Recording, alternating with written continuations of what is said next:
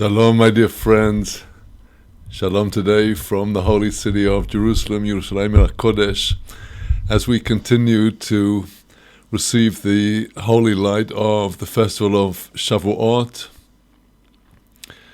Just as the festival of Pesach is 7 days, and so the festival of Sukkot, 7 days, followed by Shmini Atzeret. The festival of Shavuot, in addition to the actual Yom Tov, has 6 more days of Tashlumin completions, during which people would have an opportunity, those that weren't able to get to the temple for the first day of the festival, to offer their sacrifices all of those 6 days. And we today continue to reflect this in our synagogue services, where the atmosphere is just a little more festive without the normal weekday Tachanun supplications. And so we feel this time, particularly in today, as we move away from the prophet Malachi to the prophet Zechariah, we should keep in our minds among the closing words of Malachi, Zichru Toras Moshe, remember the Torah of Moshe. And as we mentioned in our classes, the initial Hebrew letters of those 3 words, Zichru Torah Moshe, are the letters that spell the name of the month Tammuz.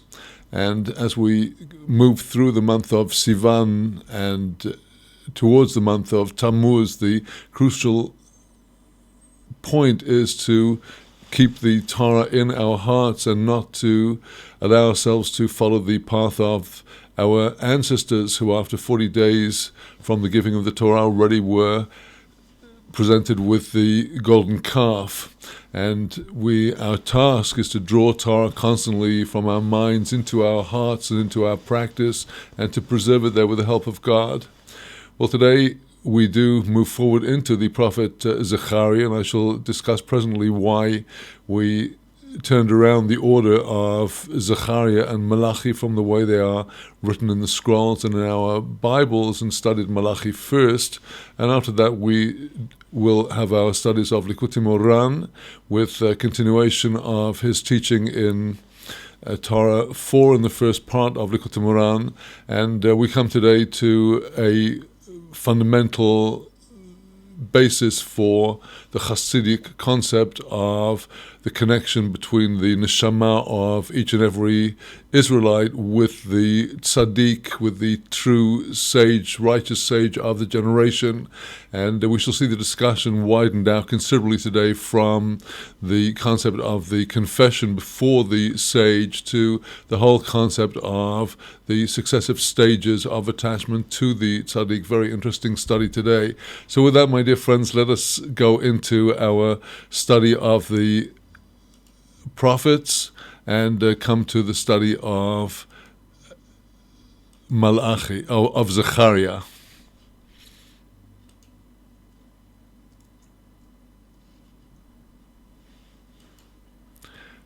Shalom today, the 10th day of the month of Sivan of the year 5778, corresponding to the 24th of May of the year 2018.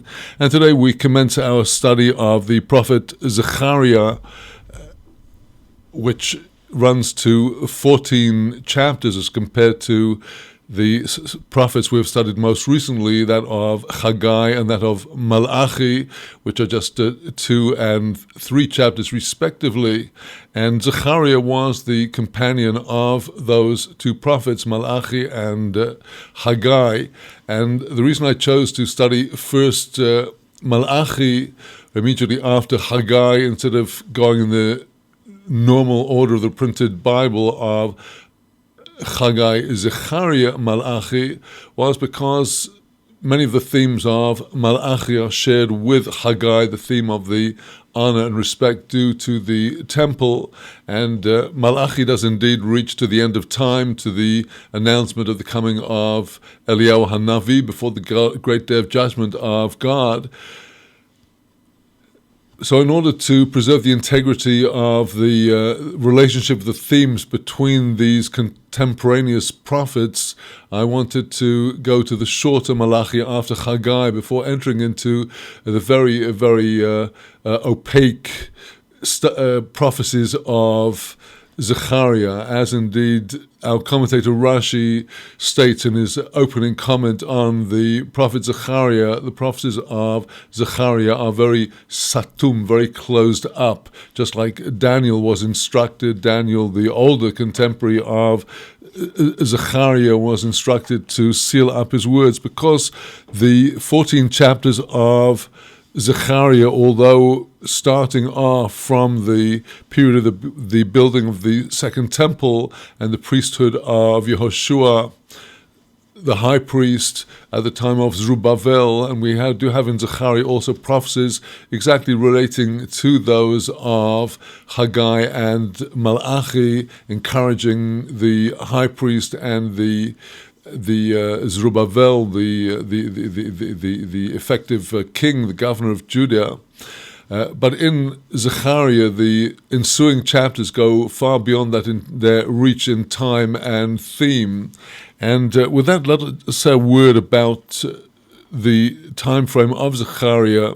Just like Malachi and Haggai, he was of the generation of the return of Judah from Babylon.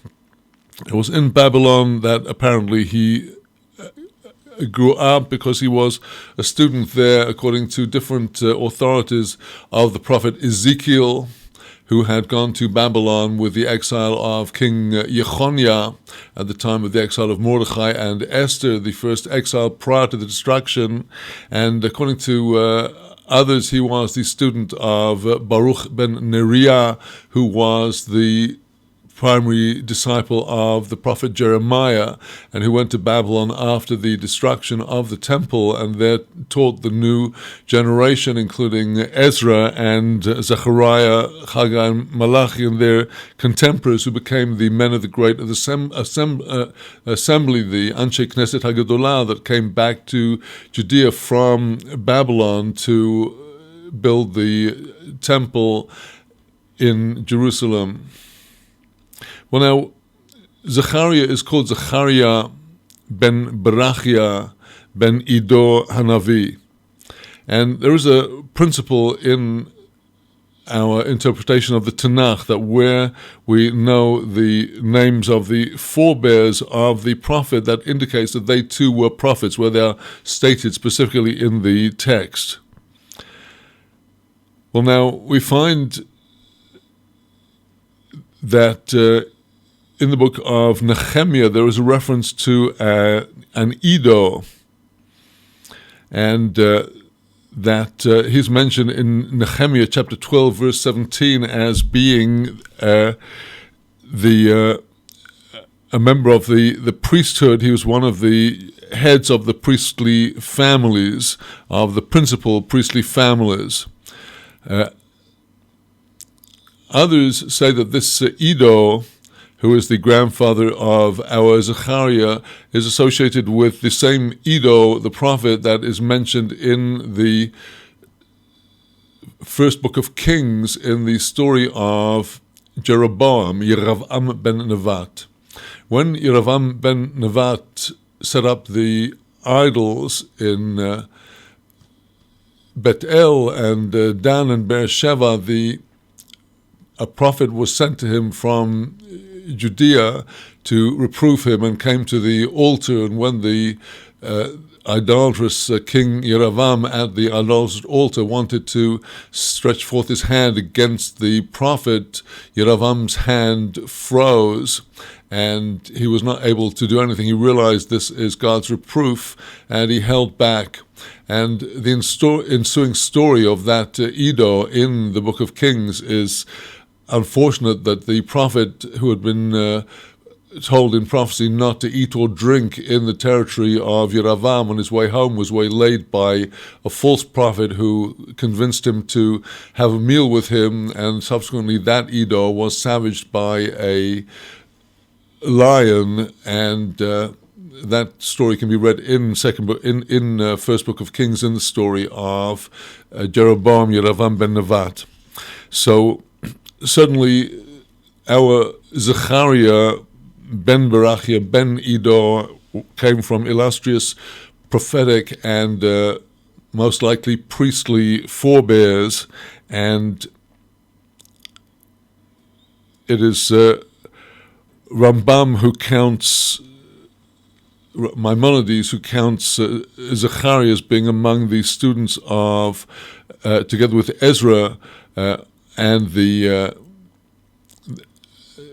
men of the Great Assembly, as their teacher being Baruch ben Neriah, as the student of Jeremiah, and he himself, Zechariah, in his opening words, dates his prophecy to that same year of the green light that was coming from the king of Persia, that is Darius, who is the son of Queen Esther and of Achashverosh, who, when he came to the throne, gave the green light for the continuation of the building of the temple that had been suspended since before the reign of his father Achashverosh, in the time of Cyrus, who, after giving his green light to the building of the temple, subsequently submitted to the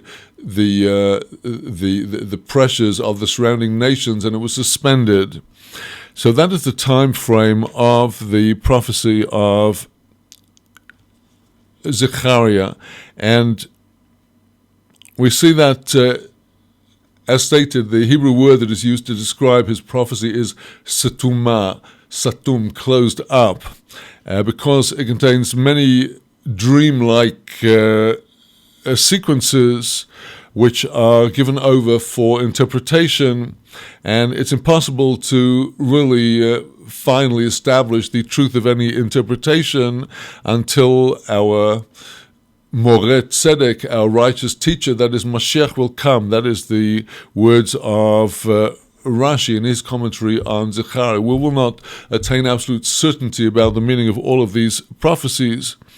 And indeed we find that the Rishonim, that is the medieval outstanding Torah scholars, went in diverse directions. In our studies of Zechariah, we shall stay with the Targum of Yonatan, which is considered to be the authoritative expression of the rabbinical Talmudic understanding of our Tanakh, together with the commentaries of Rashi and of the Metzudat David, the Tower of David, and of the Radak Rabbi David Kimche. So with that, let us turn now to the text of Zechariah chapter 1.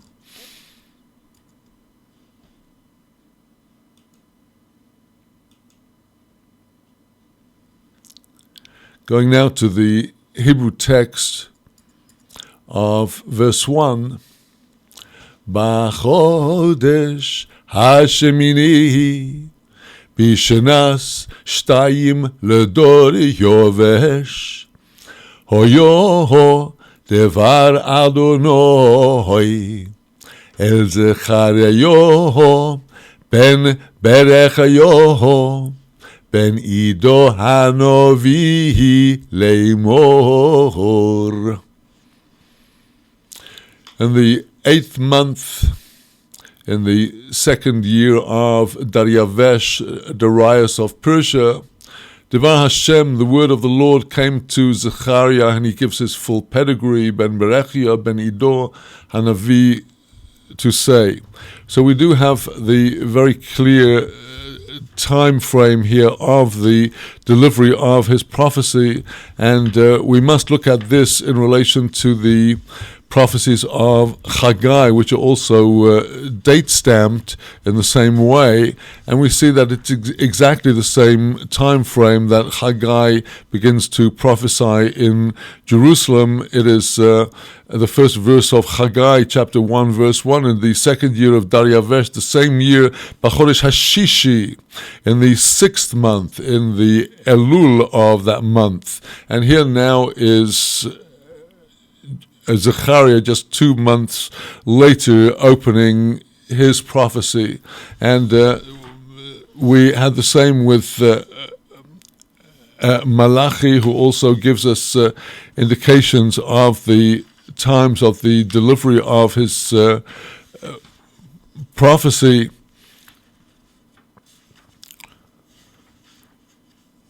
So now, continuing with the substance of the continuing of the ensuing verses, we have in the opening section of Zechariah an opening parasha, which is addressing the people of the time. This parasha goes up until the end of verse 6, which is really the introduction to the whole prophecy, which is addressing directly the people of his generation.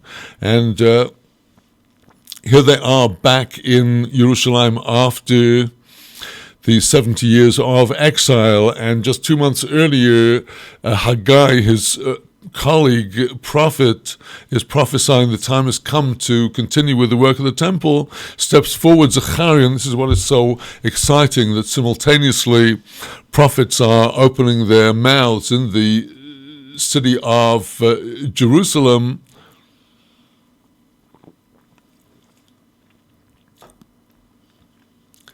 And Haggai now reproves the people of his generation to say, look, you must understand that it's on account of God's love for you and not because of the merits of your ancestors that you are here.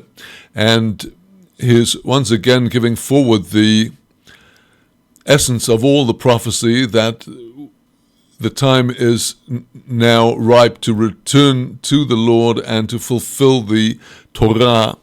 And it's out of that ensuing reproof that comes forward these very graphic prophecies after Zechariah chapter 1 verse 7 onwards. So let's look at the Hebrew text of the ensuing verses of this parasha.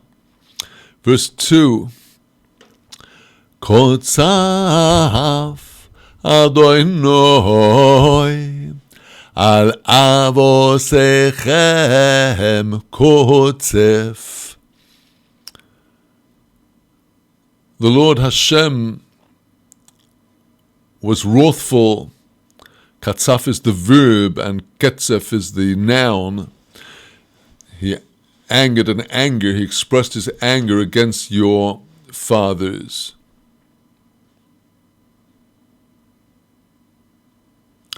Vehomarto aleihem ko'omar Adonai tzvaos shuvu elai nehum Adonai tzvaos ve'oshuv aleichem Omar Adonai tzvaos. Continuing what is the word of the Lord to the prophet, you must say to them, thus says the Lord of hosts, return to me, says the Lord, the essential message of all the prophets, to Shuvah, return to me, and if you will take that initiative, Shuvu Elai, then Oshuv Alechem, God will respond, as we saw in the prophecies of Haggai and Malachi. If the people will bring their tithes to the temple, if they will support the holy system, God will send them blessing to all of their crops, and so it will be if we will return to God with all of our hearts, God will return to us. And now addressing this nation that have come back to the land, and Zechariah reminds them of the history. God was most wrathful with your ancestors, that he drove them out of the land. Verse 4, Al tihyu cha'avoseichem asher koru aleihem hanevihim orishonim leimor Ko Omar Adonai tzvaos Shuvu no מדרכיכם הרועים ומעלליכם הרועים ולא ישמעו ולא יקשיבו אליי נאום אדוני. The prophet calls the people to learn from history. Do not be like your fathers, that all of the first prophets called to them. Our expression of the earlier prophets in contrast with Haggai, Malachi and Zechariah, who are the Nevi'im Achronim, the later prophets. The Rishonim, those are already from the times of course, Moshe Rabbeinu and Yehoshua ben Nun, and the prophets of the times of the Shoftim, and culminating with Shmuel Hanovi, followed by the ensuing prophets in the reigns of David and Shlomo, Achia, the master of Elisha and Elijah. All of those were the early prophets. They all had the same message.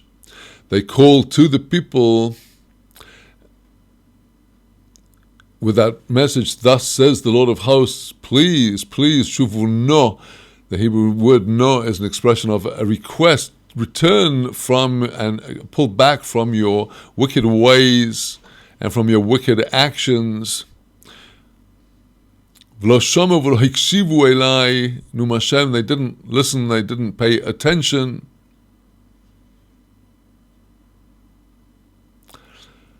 Avosechem ayeihem v'hanaviyim hala'olam yechyu.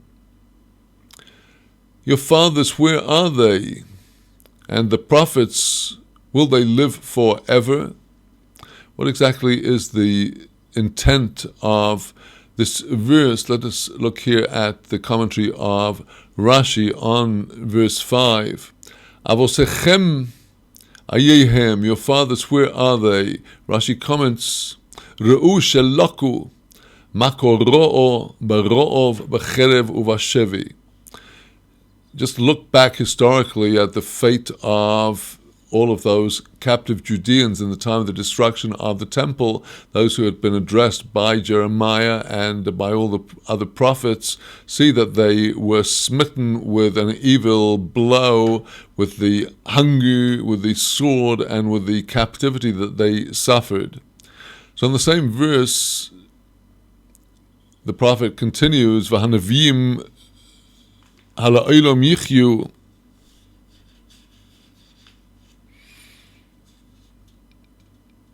Will the prophets live forever? The Hebrew expression here, v'hanavim ha la'olam yichyu, the hey under the hey of ha la'olam is an interrogative. Will those prophets live forever? Rashi commenting here, v'im toimar Afanavim ayehem. If you will say, if the people respond to the prophet asking where are their fathers, if you'll say, well, what about the prophets? Where are they? Ayehem, where are the prophets? Hari mesu, the prophets are also dead. Ani meishiv lochem, I answer to you, v'chi hanavim hoyolohem la'olam lichyois. As to those prophets, was it ever that they could live forever? They would have to die. Ach seifon mochiach ki emes hoyo divreihem. But what happened in the end, even though they didn't live to see it, their end proves that truth was in their words. Their words were true.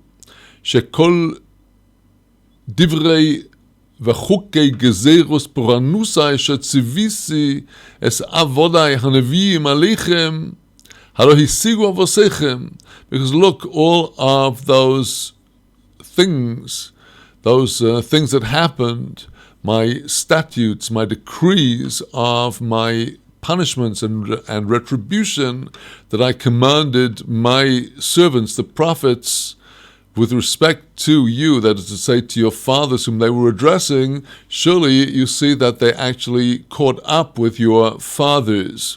So Rashi is connecting the second part of this verse with the following verse. To go back now to the text, I say to you, look, what happened to your fathers? They suffered from these terrible afflictions of the exile. And if you say, well, what about the prophets? Were they also, they could never live forever, could they? They weren't expected to, but see how everything they prophesied came about, as now the text of verse 6 goes on to say, Ach, devorai v'chuki v'chukai. Let me start from the beginning there. Ach, devorai v'chukai, asher tivisi es avodai hanevihim, haloi hisigu avoisechem, vayoshuvu vayomeru, kasher zomam, Adonai tzavahois lasois lanu, kidrocheinu uchemal oleinu, keinoso itonu.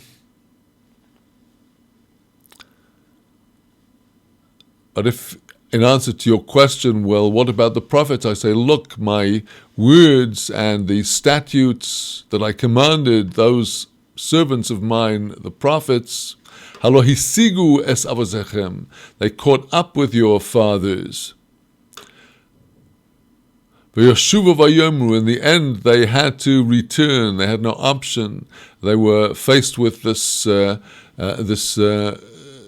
after their previous prosperity, now in captivity, exposed to all of those plagues, they were forced to admit, Kasher zomam, these are the words of the fathers when they see the approaching horror of their fate. Kasher zomam Hashem tzavokos lasos lanu.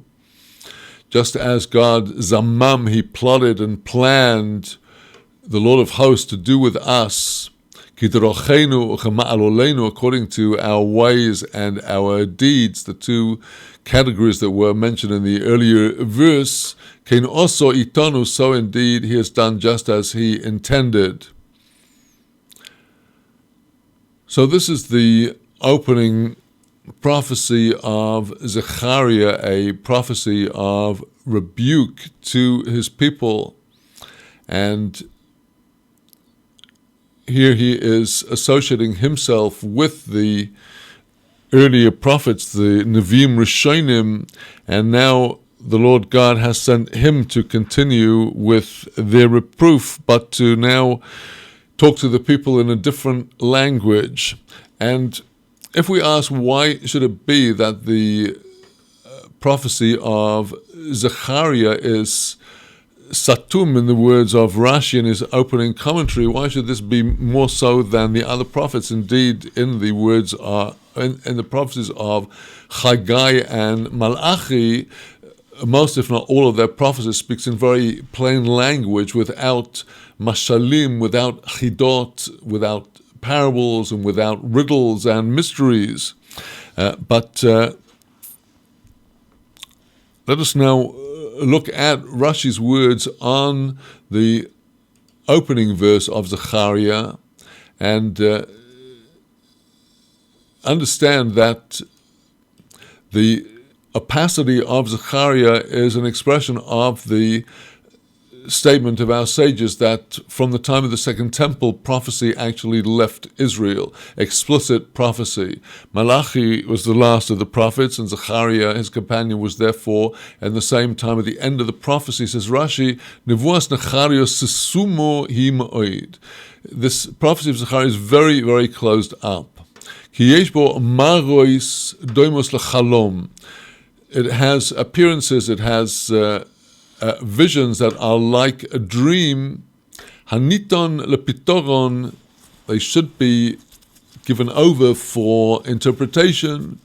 Ve'in onu yecholim lamod al amisas pitroinoi, we are unable to stand upon, that is to say, to attain the truth of the pitaron, of the solution of the interpretation, ad yovoi moire tzedek, until there shall come the righteous teacher, Melech Moshiach, ולפי היכולת אתן לב ליישב המקרוס אחר מן הפתרונות הדומos לוי.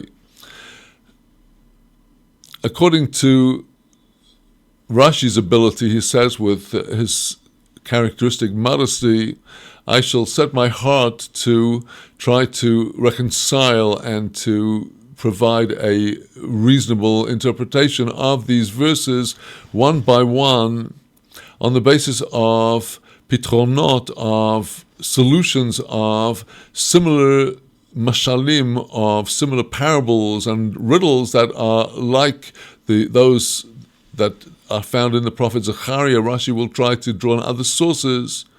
Va'acha pitronot shel Yonasan, after the interpretations of Yonatan.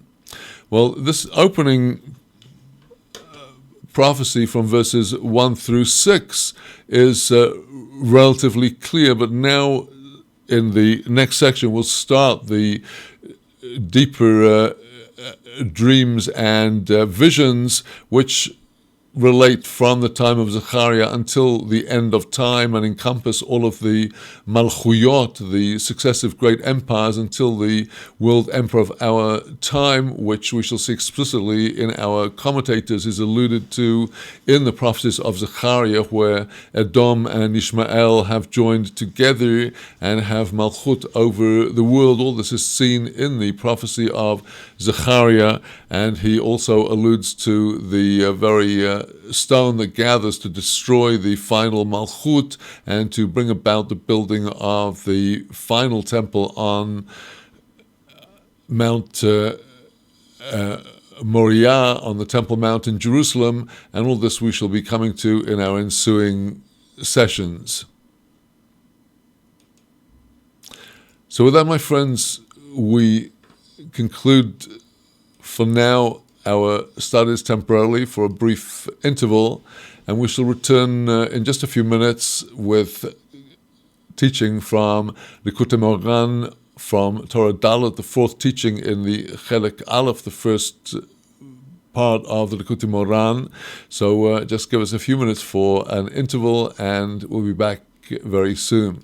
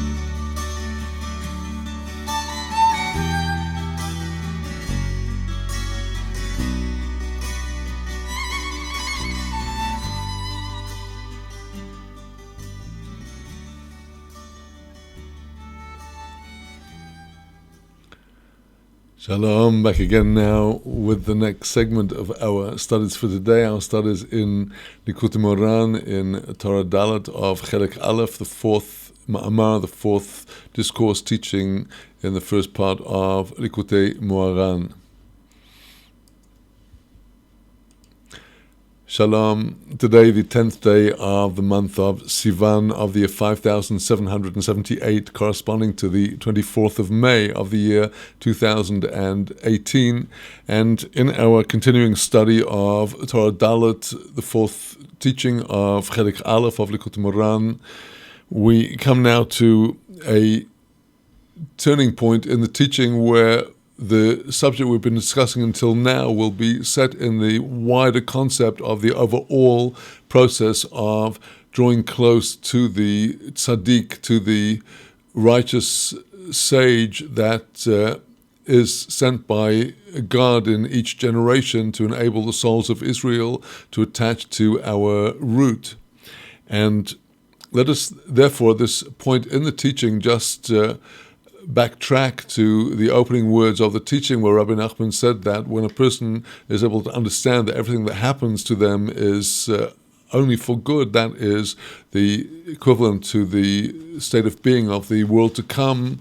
And he told us that the only way that this can be accomplished is by returning the Malchut to its root, and this is performed through the practice of Vidui Devarim, the verbal confession before the Chacham, the Talmid Chacham, the Torah sage, the righteous sage. And in the previous sections, Rabbi Nachman went into great detail into the whole process of Vidui Devarim and how it removes the traces of the sin from the bones, that is to say, from the soul of the person through the verbal confession, which is like passing the word, passing the thing through into the fire of the Torah, which through the perspective of the Torah, the fire of the Torah burns out the impurity and cleanses the impurity from the soul of the person, just like when a physical vessel is needing to have traces of a trace removed from it. We expose it, if it's a metal vessel that's been used on the fire, to the process of libun, where the isur, the forbidden a treif absorbed by the walls of the vessel, is physically burned out. So too the words of the Torah, which are fire, in a far more easy and pleasant way, also remove the scars and the traces of the sins from the soul. And as we shall come to see in the ensuing section, the actual practice of Vidui Dvarim comes not immediately in the relationship between the individual and the Tzaddik. There are stages of the hitkarvut, the drawing close of an individual to the tzaddik, which the Rebbe is now going to elaborate and explain in detail, and we shall see that the process of coming into the tzaddik for vidui is a climax after several preparatory stages. And it is through the vidui that the tzaddik is able to set the person on their path in life. And in the ensuing section of Likutei Moharan that we shall now be studying, the Rebbe will set forth the successive stages of hitkarvut, drawing close to the tzaddik, and he will do so using the passage in the Gemara in Tractate Sota, which brings a mashal, on the basis of which, according to the successive stages of the mashal, Rabbi Nachman will explain the successive stages of coming close to the tzaddik. So let us pick up now in the text of Talmud Sota on Daf Chof Aleph, Amud Aleph, where the Talmud is bringing up the following mashal, the following parable, in the context of a discussion of the power of the Torah. The Talmud has got to this because it's discussing how could it be that a woman who was actually unfaithful to her husband might have drunk the waters of the sota, through the ceremony of the unfaithful wife performed in the temple, and even though she had drunk the bit of water, she might not actually exhibit the symptoms of the sota, of the swelling of the belly and the tottering of the legs for many years from the time of the drink of the water. And the answer is that it could be that she had some merit of Torah in helping her husband or her children to study the Torah, and that protective light of the Torah prevents the symptoms from developing immediately. And it's in that context that the Gemara brings the words of Rabbi Menachem Rabbi Yossi, the words of Rabbi Nachman, the son of Rabbi Yossi, commenting on the verse in Proverbs 6:23, Ki ner mitzvah v'Torah or. The mitzvah is compared to a candle, while the Torah is compared to light. Torah hakosev es ha-mitzvah the verse relates the mitzvah to the candle, but the Torah to light. As a mitzvah b'ner, the reason why the verse in Proverbs compares the mitzvah to a candle, to tell you, ma ner ena magino, a little fishor, just like a candle can only give you protection for a brief hour, a brief time. Ach mitzvah ena magino ela fishor, a performance of a commandment can only provide protection to the person for a relatively temporary time. But then continues the Gemara, the reason why the verse in Proverbs compares the Torah to light is to tell you, just like light always affords protection, likewise the Torah gives protection forever. The verse says elsewhere in that chapter 6, verse 22, in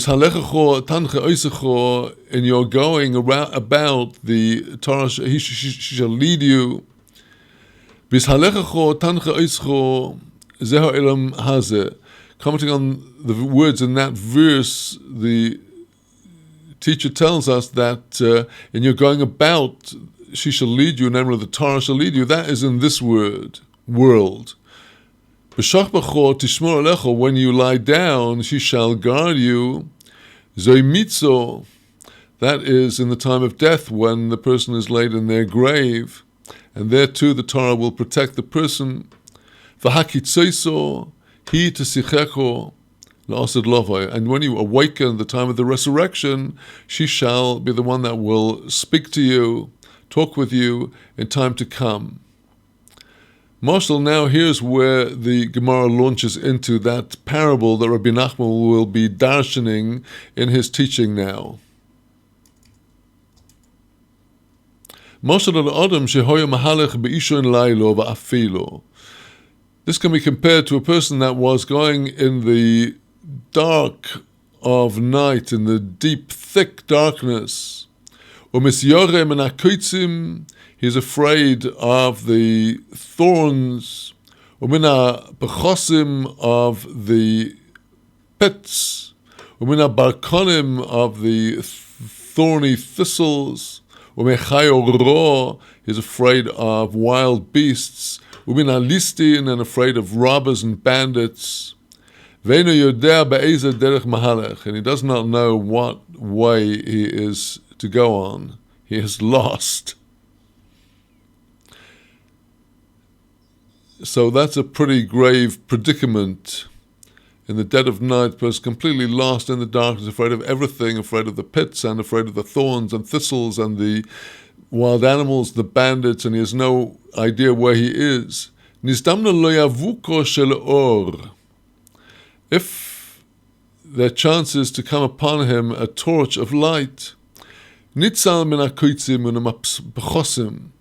is saved from 2 out of those enumerated problems, from the koitzim, the thorns, pchosim, from the pits, barkonim, likewise from the barkonim, the brambles and the koitzim are 2 allied things. But the person is still fearful of wild animals. Even with the torch, he's still fearful of wild animals and from bandits. He still doesn't know which way is going on. When the pillar of dawn rises and the light begins to shine, he's safe now from the wild animals and from the bandits, because daytime is not the time when most of the wild animals and not the bandits attack. But he's still lost. He doesn't know which way is going on. When he finally discovers a crossroads, he reaches a crossroads, Nitzal Mikulam, he is saved from all of them.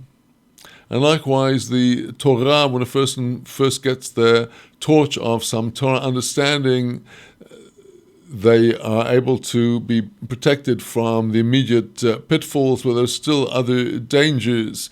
When the light of the Torah begins to dawn on the person and the light of the Torah begins to shine, then the person need no longer be afraid of the wild beasts and of the robbers. And when finally the person comes to the crossroads, the person is saved from all of them. With that, let us return to the text of Likutei Moharan, where Rabbi Nachman quotes this section from the Talmud that we have just seen in its context. V'zeu she'amru, after all the above discussion that we have had about vidui dvarim, the power of the confession to draw out the sins from the person's bones and to restore the malchut to its root, all of this is included in what our sages said there in the Talmud tractate Soita, a parable about a person that is going on the road in the dead of night, in the thick darkness. He is afraid of thorns, pchosim, the pits, chayro melistim, the wild animals and the bandits. Let us note that compared to the Girsa, the text of the Talmud we just looked at, which includes the word barkonim, here Rabbi Nachman specifically has 4 categories of dangers: the brambles, the thorns, the pchosim, the pits, the chayro, the animals, and the listim, the human bandits.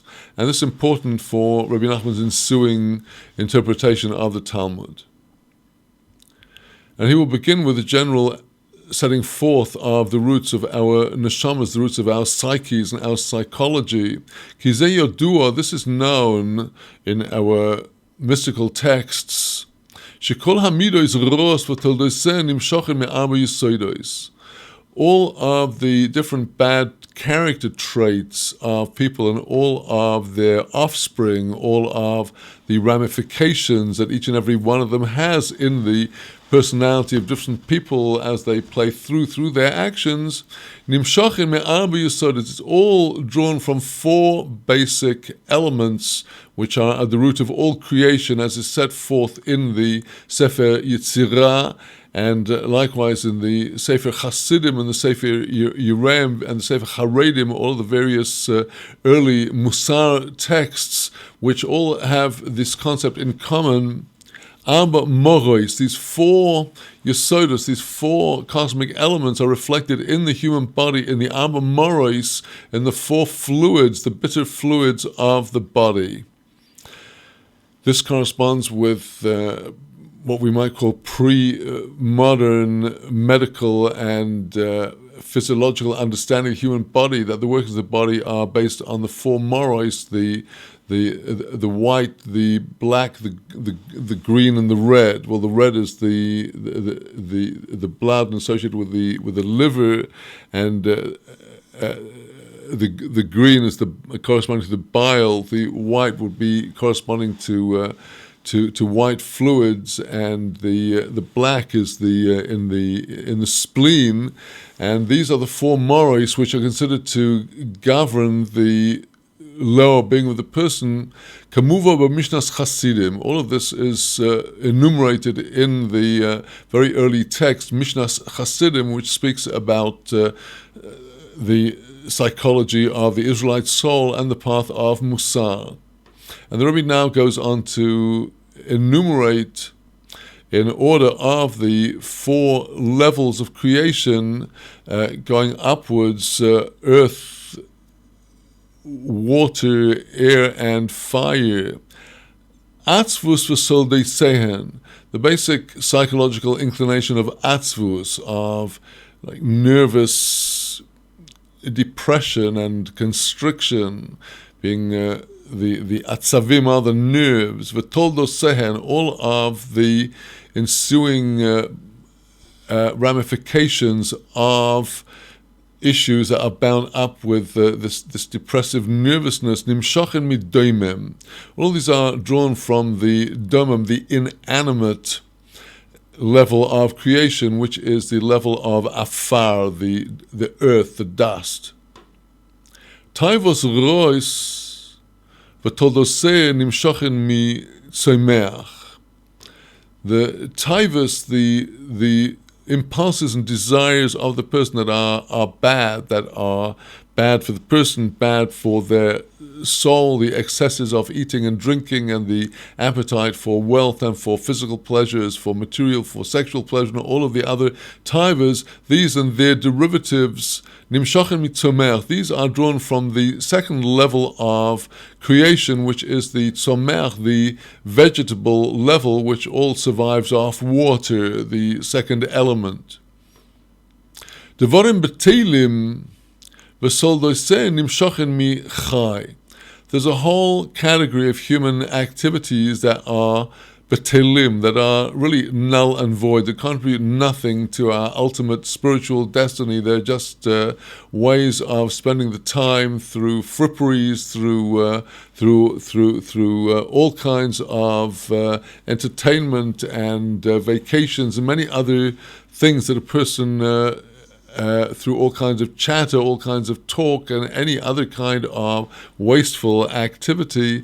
Nimshachen michai, these are drawn from the animal level of the person. The chai is a generative term in Hebrew for chayot and behemoth, for all creatures that have life, that are above the level of the tzomeach, of the vegetative. Finally, there is a 4th level of negative traits that are explicitly associated with a human being. And principal among these is ga'avor, the pride and arrogance, v'soldosehen, all of the associated and related and derivative attributes of people's characters.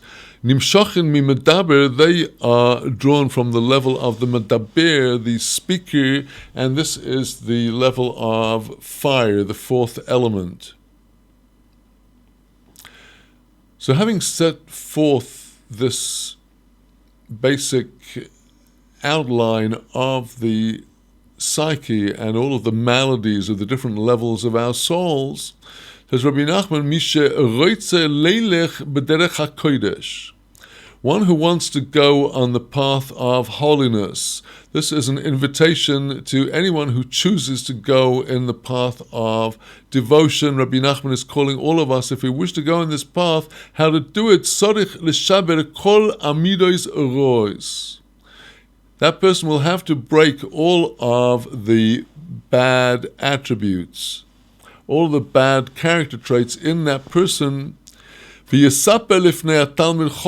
have to tell it all in front of the Torah sage, as enumerated, as explained above in the whole section of Vidui. Hainu Vidui Devarim, that is the verbal confession which we've gone into. והתלמיד חכם יפרש ומברר לי ויברר לי דרך לפי שורש נשמתו. The Talmid Chacham, the Torah student, the student of the sage, who is in the tradition of the sages from Moshe, who was sitting in the seat of Moshe, Yefarish v'varer lo derech, he will set forth to him and clarify to him his pathway, lefi shedesh nishmasai, according to the root of his soul. That is what is to be gained from the connection with the Talmid Chacham. Here this phrase is being used to refer to the connection with the Tzaddik Hador, the righteous, outstanding leader of the generation, as is clear from all of the commentaries on this teaching of Likutei Moharan. What is to be gained is that ideally the tzaddik will explain to the Israelite what is your path according to your root, because the Chacham will discern the root of the soul of the individual. So now Rabbi Nachman enters into explaining the successive levels of connection with this Talmid Chacham. And he explains it generally. There are three levels, three aspects, three categories, three distinctions that are to be discerned. Bechinot, this a generic word throughout the Likutei Moharan, which can be translated in these different ways: categories, concepts, aspects. There are three levels to this in the Hitkaravut LaTzadikim, in coming close to the Tzadikim. This teaching comes from a manuscript of Rabbi Nachman, and so every word of the teaching has its weight, and we notice the change of reference from earlier, the Talmid Chacham, now this becomes the Tzadikim. The actual vidui will be performed between somebody who can truly sit in the seat of Moshe, who is a true Talmid Chacham, but generally speaking, we all need to be attached to the two tzaddikim.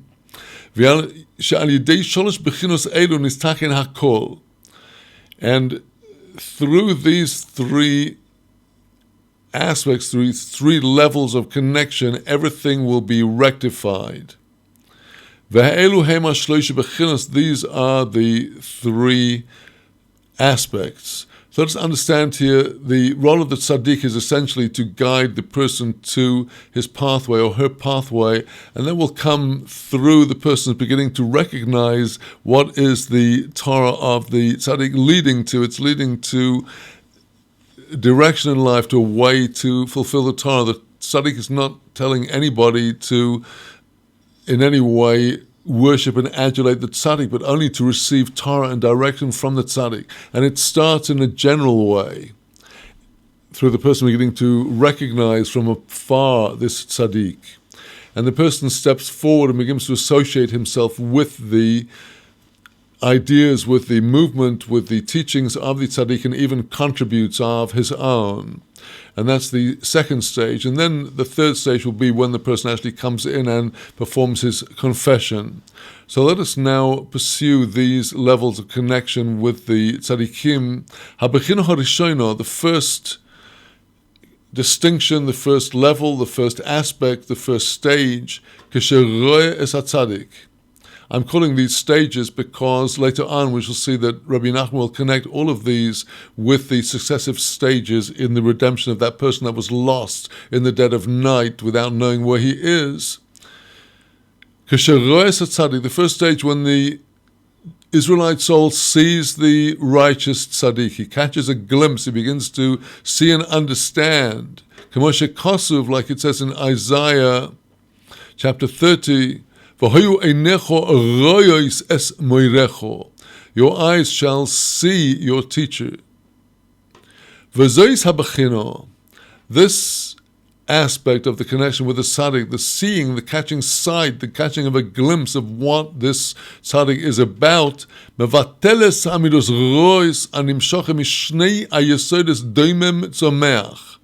this will cancel out and nullify the evil traits and characteristics that are drawn from the first two foundations, the first two elements, doimem tzomeach, of the inanimate, corresponding to afar, the earth element, and tzomeach, the water element. Hainu atzvus v'sodeseo v'savas ros. These being atzvus, this state of nervous depression that takes hold of people, this entropy that pulls people down, all of the derivatives of that atzvut. V'taivus ros, the second corresponding to the water, the vegetative level, that is the evil lusts and desires. And Arab Nachman explains why it is the power, why seeing and catching sight of the tzaddik has the power to draw the person out of these first two levels of negative traits. Ki tzaddik hador nikro aim, because the tzaddik of the generation is called a mother. So we see now a third term relating to the tzaddik. He speaks about the Talmid Chacham, then he speaks about the tzaddikim generally, he speaks about seeing the tzaddik, and now he speaks about the tzaddik hador, who is called a mother. Because he is giving nurture to Israel with the light of his Torah. As we saw in the Talmud, the whole mashal, the parable of the man lost in the darkness, begins the stage of redemption with light, with the avukah.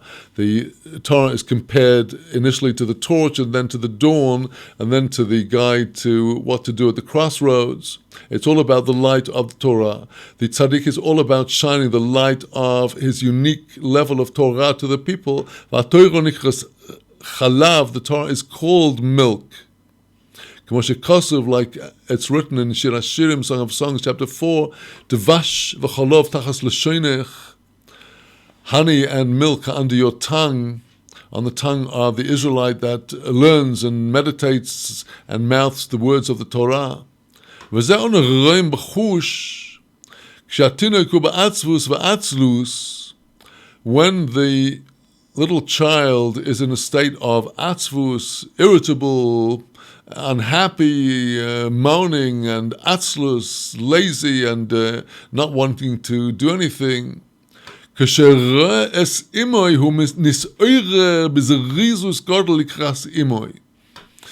is aroused with great energy to run up towards his mother.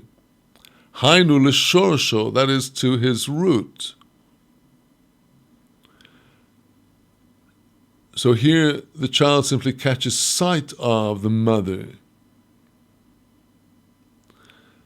And then continuing, Gam onu roim b'chush, kshatinuk oisek b'divrei shtus sheloi, we see b'chush with our own experience, when the child is busy with divrei shtus, his childish nonsense, even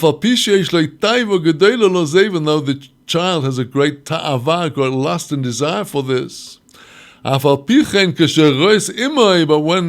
nevertheless, when he sees his mother, he throws aside all of his desires over his shoulders. He draws himself, pulls himself only to his mother. Nimtzo, we may deduce from these comparisons, that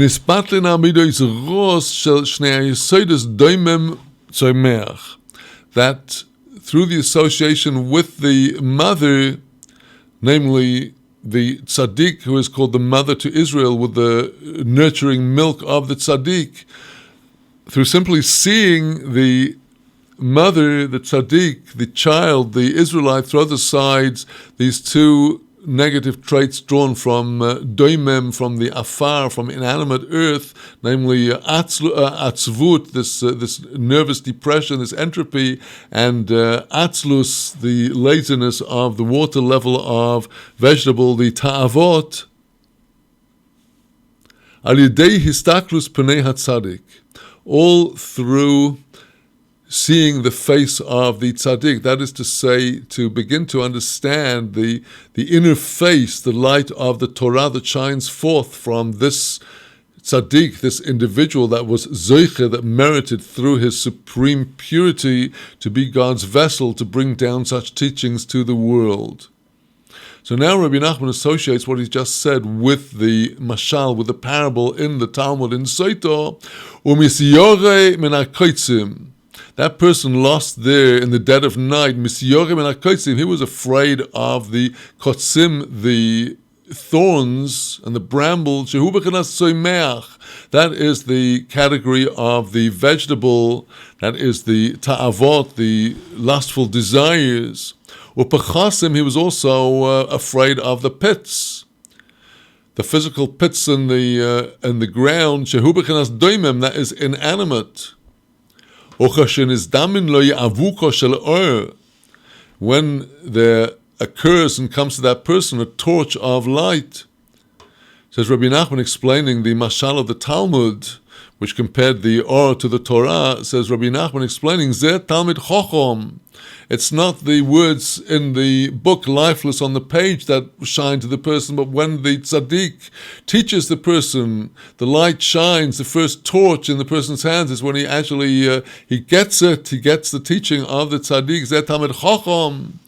Shehu Ovik Ba'or HaTorah. This is referring to the Torah scholar who is a torch with the light of the Torah. It's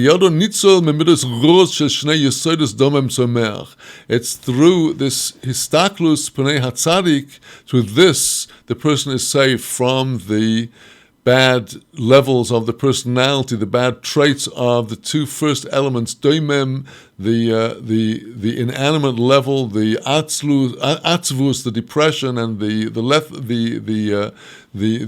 lethargy, and the tzomeach, the evil appetites. And then he's saved from the thorns and from the pits.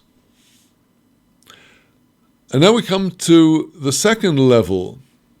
The person has caught a glimpse of the tzaddik.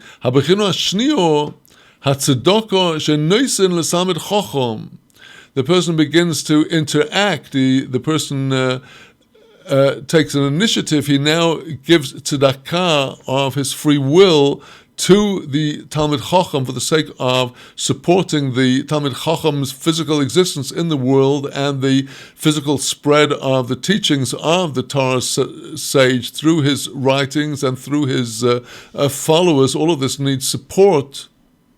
Through this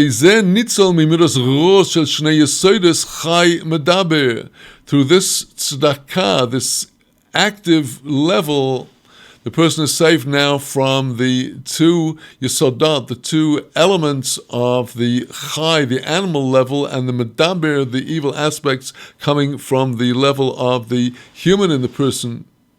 These in the mashal, in the Gemara, are symbolized by the chaya, the fear of the person, of the wild animal, and listim, of the bandits. These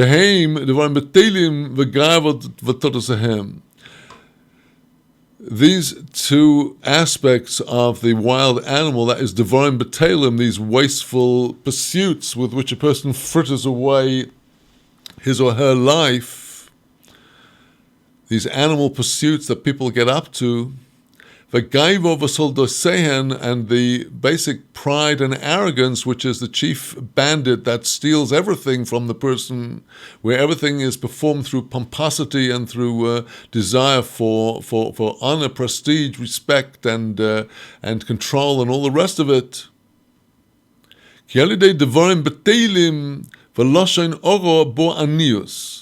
Explains Rabbi Nachman the logic behind his teaching now. The reason is that through this fourth level of devarim b'telim, of these wasteful these wasteful pursuits, the third level, and lashon hara, the fourth level, bad speech comes out of arrogance. When a person disparages others, it's through their own pomposity and arrogance. And lashon hara, which is the human aspect of medaber, is the prime expression of human arrogance. From these two levels, the third and the fourth levels, wasteful pursuits and evil speech and arrogance, bo anius, from this comes poverty. We learn this from the midrash of our sages on Exodus chapter 4, Ki mesu kol ha'anoshim, for all of those men have died. So said God to Moses when Moses was in Midian, and God now calls Moses to return to Egypt because all of the men that were against you when they told on you to Pharaoh after you killed the Egyptian, they've all dead now. And our sages said, Zehu anius. This is poverty. Those people that told on Moshe, Datan and Aviram, were afflicted with poverty, and that's why, according to the Midrash, it said that they were dead, because poverty is death. Likewise, with respect to the human evil trait of arrogance and pride, said our sages in the Talmud, Kiddushin, Simen legasus aruach anius, an indication of a person that has swelled an inflated spirit is poverty. Validate tzedakah nisasher. On the other hand, through the giving of charity, the person actually becomes wealthy by diminishing his own wealth through the giving of tzedakah to the Talmid Chacham. The person becomes wealthy. As our sages said elsewhere in the Talmud, Gittin im shleimim v'chein rabim v'chein nogoizu v'ova anisicho loy eneko. There in the Talmud, the Talmud has an extensive investigation into this verse in the prophets, which we won't go into in detail now. But the midrash of the prophets on this verse is that based on the word nogoizu, which means when something is sheared and cut off, the sages said that a person will shear and cut down on their own wealth and spread it in tzedakah. I will no longer torment you, says God. You will no longer be subject to the torments of poverty. They derived from this verse that when a person experiences the signs of poverty, but they give over to charity, that they will no longer see the signs of poverty. They no longer show him signs of poverty. So now Rabbi Nachman relates this to the mashal in the Talmud. That's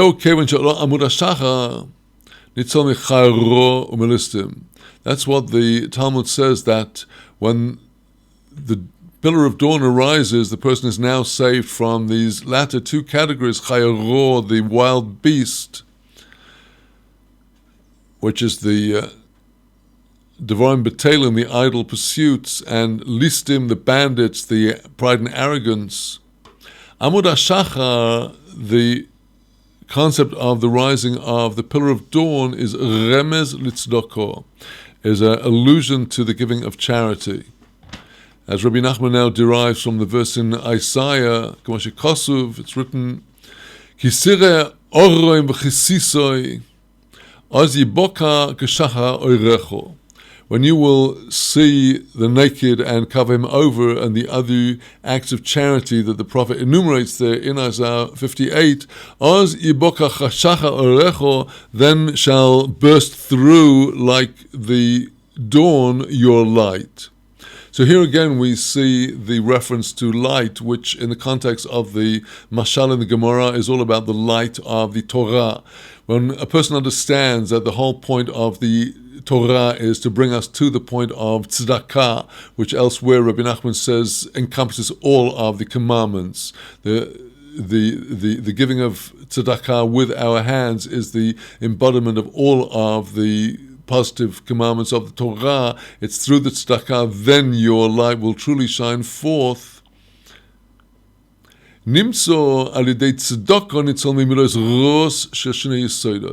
comes from this, that it's precisely through the contribution of tzedakah to the tzaddik that the Israelite soul is now saved from the evil traits that are associated with the upper two elements, those of the animal and the human, of the air and the fire, air, the animal, and fire, the human. You say from those Chay Medaber, the animal and the speaker, these in the Talmudic parable are the wild animal and the listim, the bandits. And in the ensuing section, Rabbi Nachman will complete his explanation of this mashal from the Talmud by relating it then to the third level, that of vidui devarim, the verbal confession before the Talmid Chacham.